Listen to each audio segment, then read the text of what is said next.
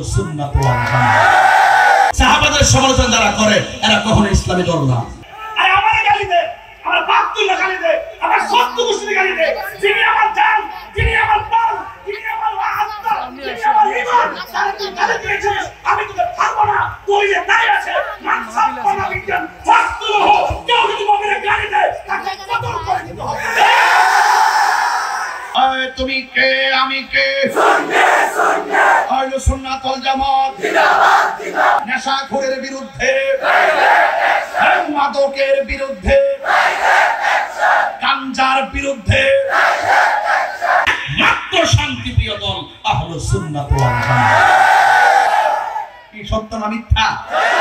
রাজনীতি করে তারাও জানে যে এই দলটা ভালো, এটা শান্তি রে, ঠিক আছে। এতদিন কই আসিন রে বাবা রে, আসলাম রে বাবা, মূল্য পাইছে রে বাবা, বাবা আসলাম রে বাবা। যদি আমরা যদি একটু সুযোগ সুবিধা যদি 53 বছর ধরে ভাইতাম, তাহলে এই দেশে ঘরে ঘরে আল্লাহর ওলির প্রেমিক পয়দা হইতো, আর দিলগুলো নরম হয়ে যেত, আর দেশটা শান্তির সার্বভৌম হয়ে যেত।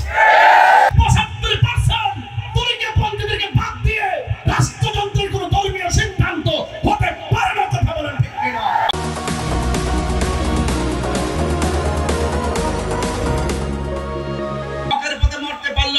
আছে না নাই? নীরব না বিপ্লব?